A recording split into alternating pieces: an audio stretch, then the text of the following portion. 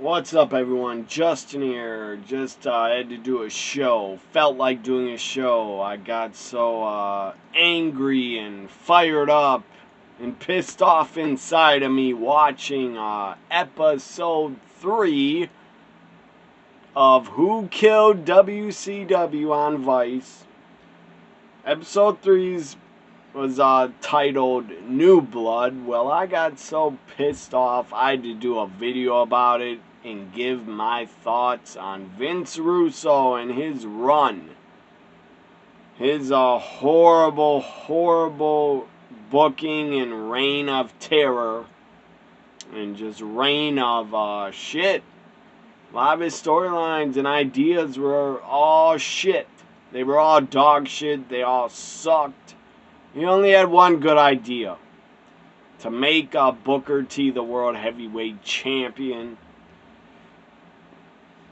Because I don't know. I believe he thought Booker T should be the world champ and not Hogan. And we all know Bash at the Beach 2000. Everybody knows that story, what happened backstage. Jarrett and Russo basically screwed Hogan, tried to make him look like a fool, and gave him a world title. And then Vince Russo tried to shoot on the microphone and all that bullshit to try to make himself look like the good guy. And that Hogan wouldn't leave and get out of the spotlight and get out of the main event. All that shit. And look, it was a great idea. I admit, I agree, Booker T winning the world title was a great fucking idea for WCW in the year 2000 when they were horrible and needed it desperately. They absolutely needed it. They needed a shot in the fucking arm. They were on life support in the year 2000. Especially after Benoit, Saturn, Dean Malenko, Eddie, after they left, WCW was basically fucking almost dead on life support. And I barely watched their product in the year 2000. I still enjoyed it. I still watched some Nitros when I could.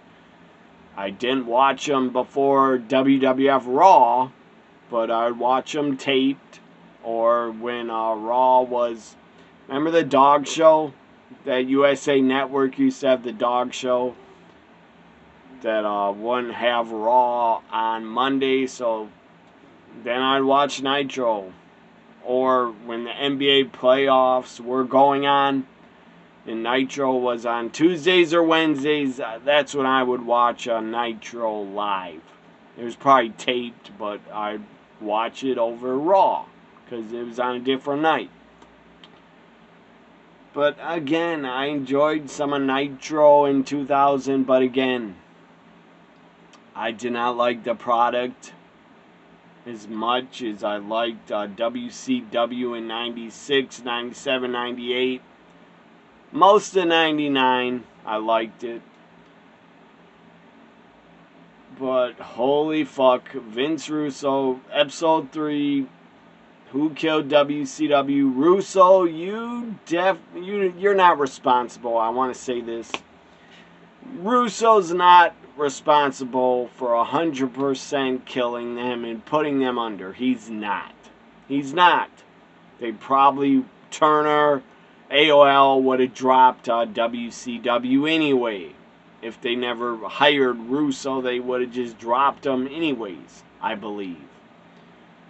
They didn't want to be the owners of a wrestling company anymore. The fucking assholes and dumbasses and idiots. Unless you were Ted Turner or I guess Brad Siegel didn't hate it, but he was interviewed here. Brad Siegel, he had to take over running WCW when they stupidly fired Bischoff for some reason. That's really weird. Bischoff was fired in October or September 99. Then they hired Russo in October, I believe, or September 99.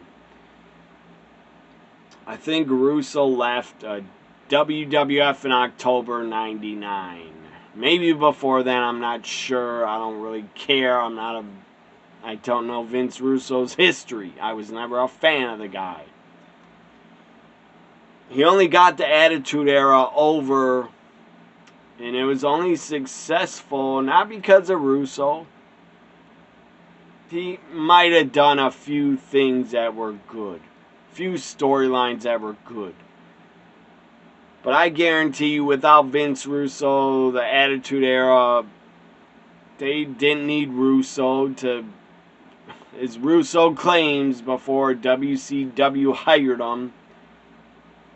The fucker claims Vince was reading Raw magazine and claimed, we need our show like this. Russo, you need to be the head writer and you need to write WWF TV and help me get a edgier product like Raw magazine was edgier.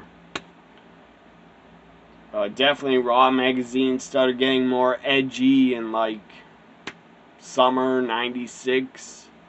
So, and then Russo claims he was writing storylines in the magazine that he thought were better than the television. And Vince hired him. But guess what? Without Russo, WWF in the Attitude Era would have exploded anyways. I guarantee it. They had this guy. They had this guy as their top star. As the guy. Him and Vince would have started feuding anyways, I believe. Because Stone Cold was railing against the company in September 97. I doubt that was Russo's idea to have Stone Cold and Vince feud. I doubt it was his idea. They probably would have came up with that anyways. In the product, the Attitude Era would have it would have been the Attitude Era without Russo. You know why? Because talents like Stone Cold and The Rock and DX would have spoke up and told Vince, yeah, just listen to us. Let's make the product more adult and edgy for teens and college age males. I guarantee you, and I bet you anything of Triple H and Shawn Michaels, when they were in DX in 97, they probably talked to Vince McMahon and came up with a lot of those edgy DX segments. They probably came up with that, not Russo. So I believe DX and others would have talked Vince McMahon into it anyways to get more edgy to help fight WCW, because WCW was fucking kicking their fucking ass. Big time for 83 weeks. That is explained in episode 1. Episode 1 I thought was great. Episode 2 was good also. Episode 3 was really fucking annoying. The parts where Vince Russo was focused on. That pissed me off because he doesn't deserve any credit or any focus for the Attitude Era. The only thing good, if it was his idea to put over Booker T, make him the world champ, that's a good idea. That was a really good idea. But that's the only credit I'll give him ever for doing something good in wrestling. First off, at the end of the episode, he disrespects wrestling and the fans and all the wrestlers and everybody that works in it. He bashes wrestling. He hates it. He claims it ruined his life.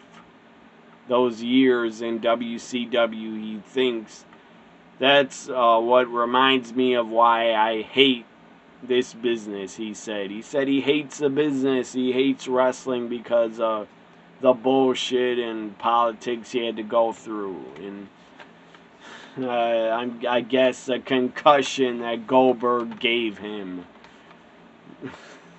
Thank you, Goldberg, for that. Thank you for that, by the way. Not for injuring Brett. That was not good.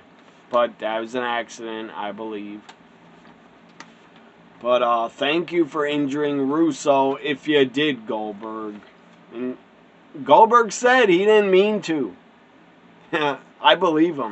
I don't think he meant to injure Russo. He said if I wanted to injure him, he'd be dead 6 feet under. That was pretty damn funny. Goldberg said if I wanted to hurt him, he would be 6 feet under. If he meant to hurt him. Even with shoulder pads, football helmet, Goldberg probably could have killed him with one spear. He probably could have broke his ribs also or something. Because Russo, you were a fucking embarrassment to wrestling. An embarrassment to WCW in 2000. You were just embarrassing. You should have never put yourself on TV as a fucking character. You thought you were entertaining. You thought the ratings would go up. That if you kept yourself on TV, that the ratings would go up. No. When I saw you come on my TV, I turned it. I turned the damn channel. I hated you as a character on TV.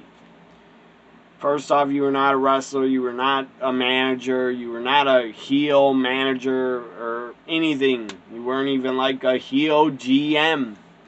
You were like, you had no good heat, in my opinion. Your heat was, get the fuck off my TV, go away heat. That's what kind of fucking heat Russo had, is get the fuck off the TV, get off the product. You moron. Nobody wanted to watch you in WCW in 2000. I would have rather fucking watched and heard from David Arquette every week than you. And I hated it when they gave David Arquette the title. I fucking hated that shit. It's not his fault. He didn't like it. He explained in the episode he didn't want the world title. And Russo tried to defend himself for giving, and Bischoff also is to blame. He's to blame. He should have stood up against Russo, against Brad Siegel, but Russo probably would have got his fucking way and made David Arquette the champ. Russo would have probably got his way because Brad Siegel picked Russo's ideas over Bischoff. He got rid of Bischoff and Hogan after Bash at the Beach 2000. Russo pissed off Hogan so much and Bischoff that they were done with WCW. And stupidly, Brad Siegel thought, keep Russo because maybe he has better ideas than Bischoff.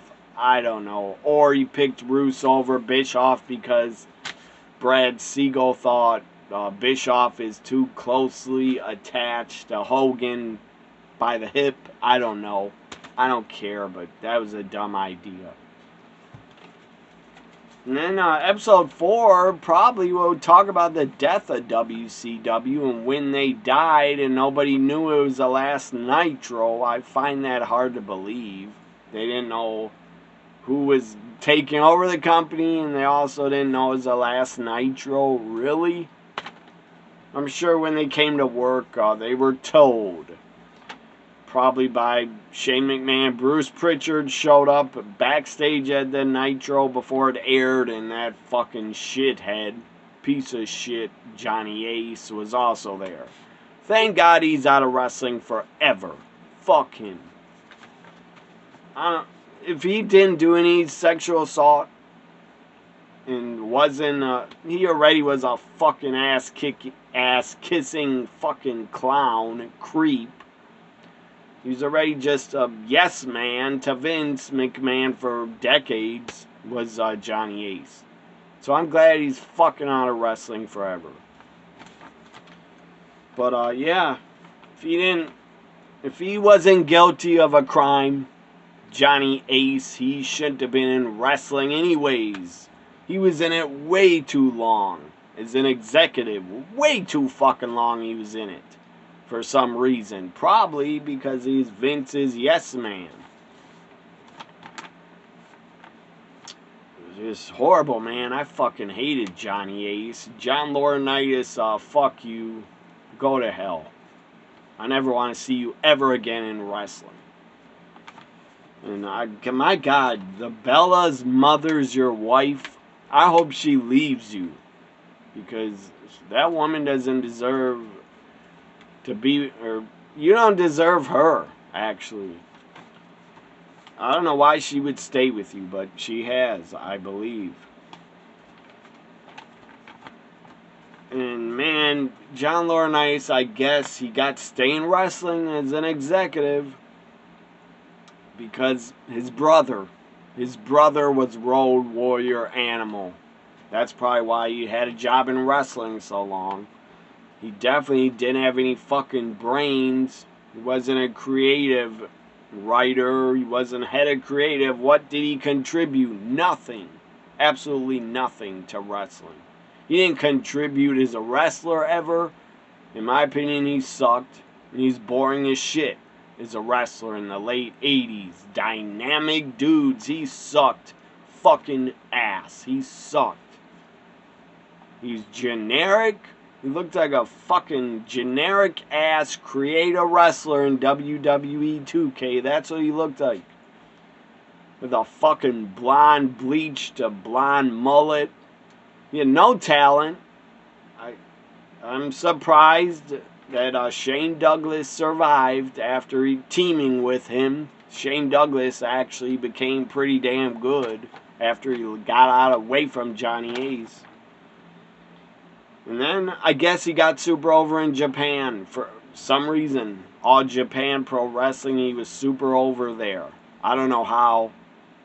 The fans that cheered him in Japan, you were fucking idiots. And you didn't know talent.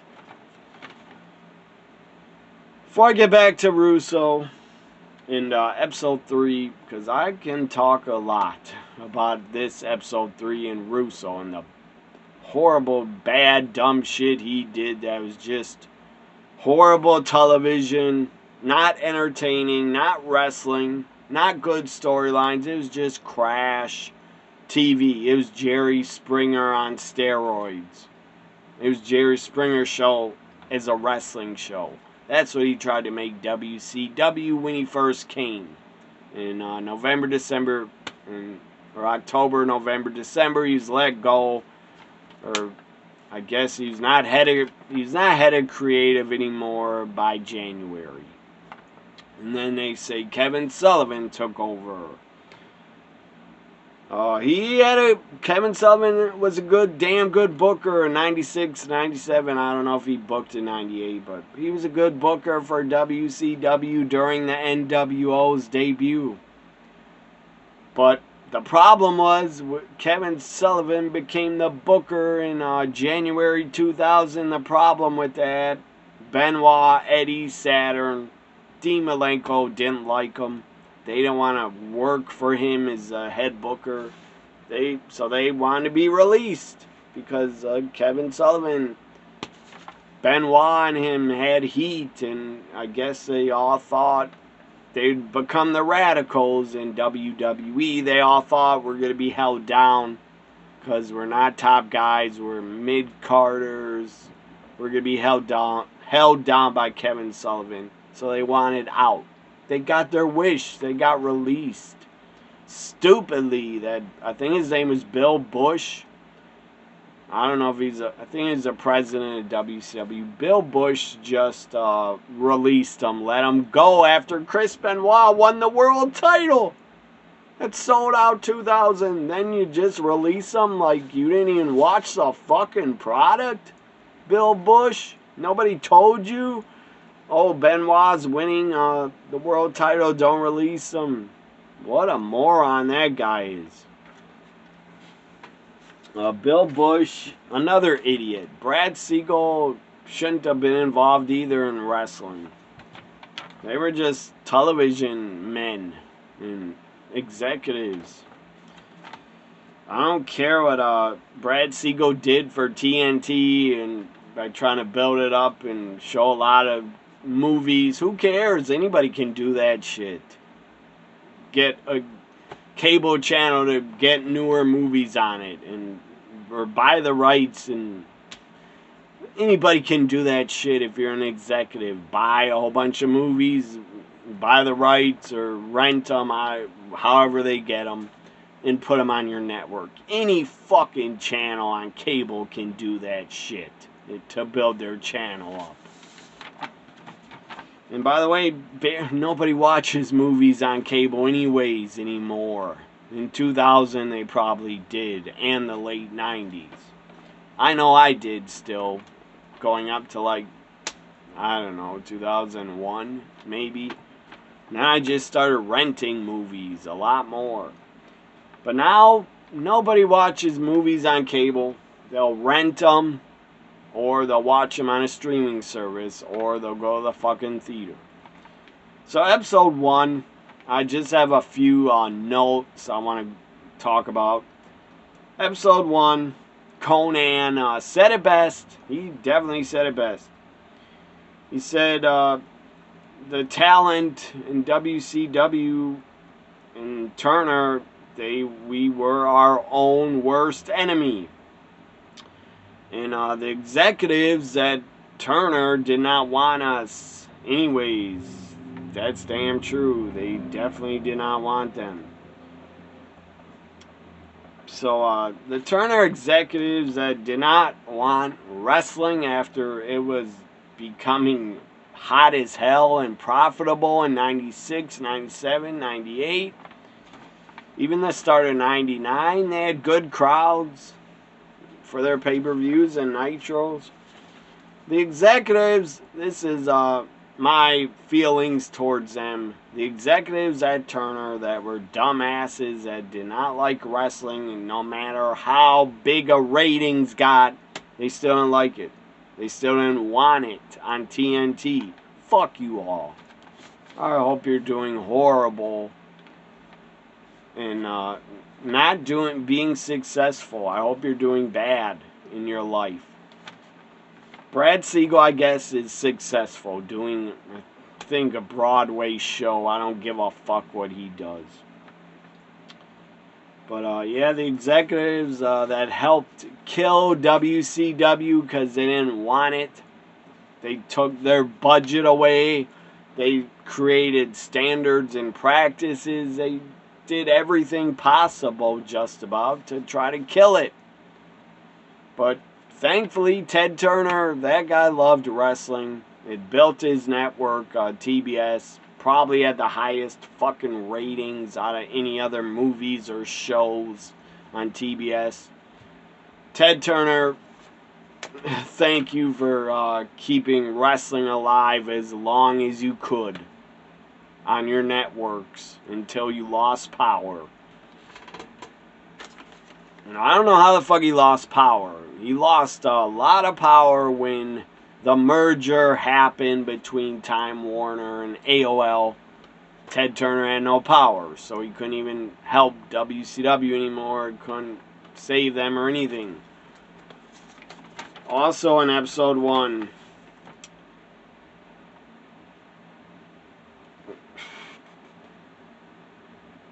so yeah, Eric Bischoff said Turner executives were pissed off and mad that WCW was popular.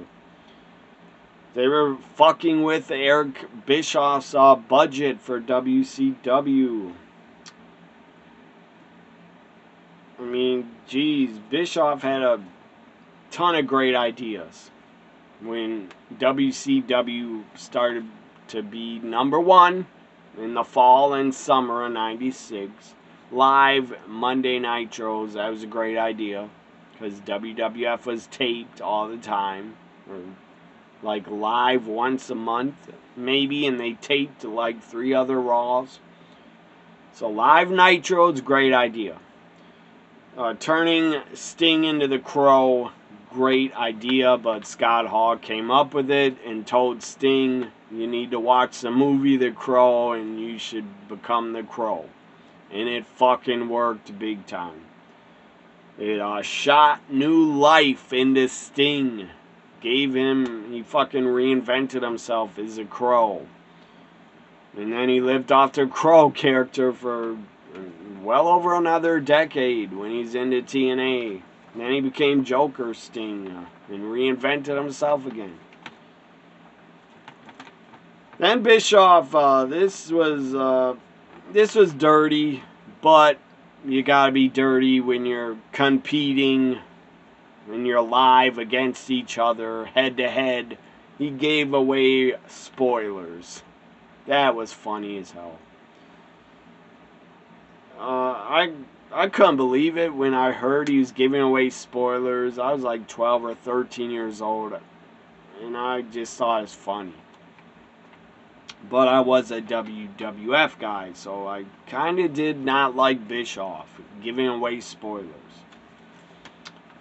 So then, yeah, Goldberg. I don't know. This might have been. I think it was episode 1, or I think it was 1, but Goldberg, or it could have been episode 2. Anyways, Bischoff was fired. That was the wrong move. That was stupid. Then they brought in Vince Russo. That was, they thought Russo would do better than Bischoff. No, he didn't. He did worse. Way fucking worse.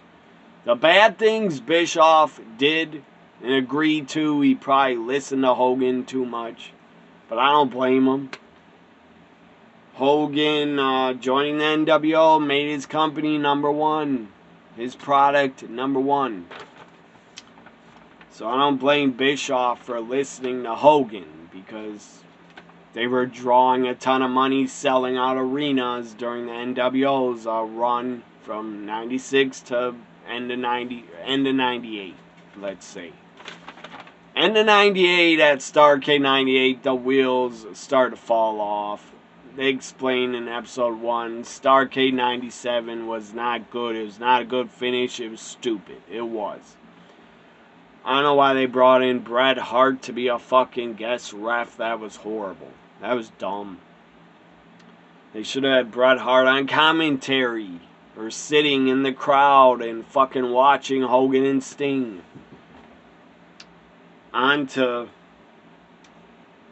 So yeah, that was dumb to have Bret Hart show up at Starrcade 97 out of nowhere and be the ref. I think everybody was confused, and the finish was shit.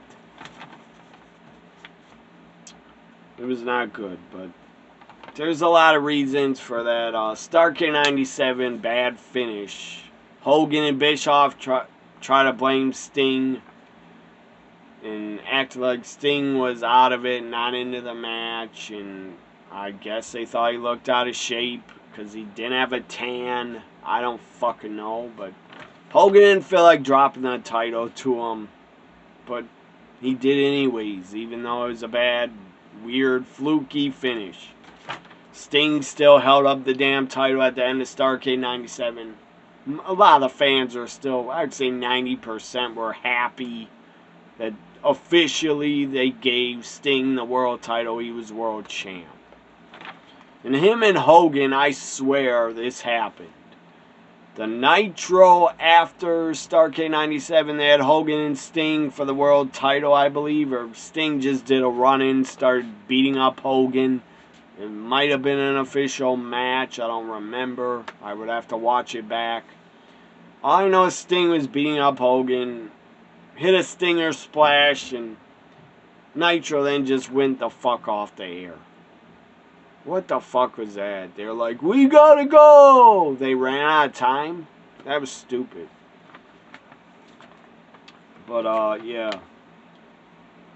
And then, God, Goldberg, I never heard him say this before, but Goldberg said when he was wrestling Scott Hall on Nitro, before he had to face Hogan in the Georgia Dome, July 6th, 98, Nitro from Atlanta, Georgia Dome looked sold out, like 44,000 or something, or 40,000 paid, I don't know, I don't care. It was a jam-packed Georgia Dome. It looked sold out. The crowd was hype. and fucking excited and loud. And they wanted so badly to see Goldberg win the world title. Because Goldberg took over. He fucking took over, went on his streak. He was super over.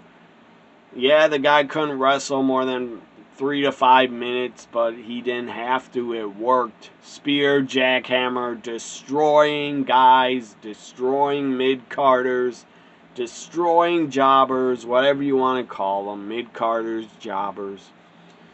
A lot of them, he probably defeated a lot of the guys like 4 times over. Like Disco Inferno, I believe he defeated him a couple times. Alex Wright, many others he probably defeated more than twice. But, yeah, Goldberg said before he faced Hogan, he was scared shitless against Scott Hall because he fucked up a spot and he did a botch. And I don't blame him. He was probably nervous as hell. He was still a rookie. This was July 98. He was still a rookie. Because he wasn't trained good. I don't know who the hell trained him. But he was not trained well. Or he just needed more years and more time to pick it up. And he couldn't pick it up in just 1 year. So yeah, September 97 he debuted, and this was July 98.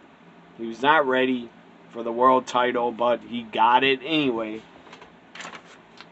So he told Scott Hall looked confused as hell, like, what are you doing? Like, just listen to me, stop doing shit that wasn't a part of the match or that we planned. And Goldberg said to him, I don't know what I'm doing. That was insane. He's like, I don't know what I'm fucking doing. I'm sorry. And he was right, he didn't. It wasn't his fault. So yeah, July 6, 98, he messed up the spot. But then him and Hogan probably carried him and called the whole match. Probably. Hogan made him look great, like $1 million. Everybody loves to bash Hogan and say, oh, he's the reason he killed WCW. Hogan killed the whole company. No, he didn't. He didn't. It's way more complicated than just Bischoff killed it and Hogan killed it. A lot of people killed it. Russo helped. Turner executives helped. The horrible television in 2000 helped. And the end of 99 helped. So yeah, they were losing a ton of money anyways in 99 and 2000. I'm surprised after 2000, I'm surprised they even made it to January 2001. I'm surprised they even stayed around for 3 more months on pay-per-view. The final pay-per-view, March of 2001. Sin. Or no, not Sin. Greed, I believe. Not a good name for a pay-per-view. Sin, Greed, not good names. So yeah, Hogan put over Goldberg. You can bash him all you want. He did a fucking good thing, putting over Goldberg on Nitro. But it should have been on pay-per-view. I will always believe that and say that Goldberg Hogan should have been put off until the fucking July pay-per-view or August or Starrcade 98, Halloween Havoc 98. They should have put it off. They should have kept the title on Hogan till the end of summer or until Starrcade 98. That would have been a massive, huge buy rate. Starrcade 98, Hogan defending against Goldberg. That would have been huge for the company, in my opinion. They could have also gave the world title to DDP, Halloween Havoc 98, but I don't know. That would have been a very short title reign for Goldberg. Kevin Nash, I like him. I'm a fan of him. I like his podcast. Click this. Kevin Nash tried to defend defeating Goldberg at Starrcade 98. I'm not against it that he defeated him. I didn't hate it. I didn't dislike it at the time. Kevin Nash was right. The crowd did pop. And they're probably sick of Goldberg squashing people in quick matches. I don't know if Goldberg did not want to lose clean at Starrcade 98. I don't know. That's why they did the fucking electric shock stick to him. I don't know if he didn't want to lose or what. But Goldberg was, he was too much of a mark when he was a rookie in 98. Kevin Nash kept explaining Bill thought this was legit fights and legit matches. This is a work. And Goldberg thought he was legit tougher than the whole roster. That it wouldn't be believable that Kevin Nash could beat him. Yes, it is. Kevin Nash is a fucking giant. I believed it when he did it. I didn't think, oh, this isn't believable. Nobody can defeat Goldberg. I did not think that. But his title reign was a little too short. I think Kevin Nash in Death of WCW Episode 1, Kevin Nash tried to say he had it for long enough. I don't know where Kevin Nash's memory is. Maybe lost his memory. I don't know, from old age or something. Everybody will. It's not his fault. He doesn't know the timelines. I guess he thinks Goldberg had it well over 8 months or something, or a year. No, he didn't.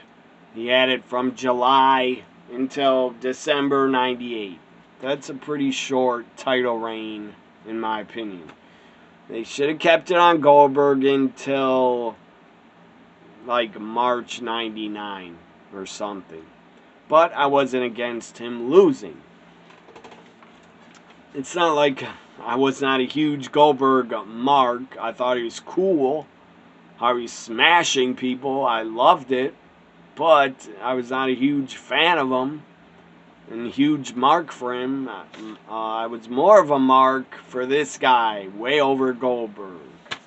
And they tried to make them look alike, in my opinion.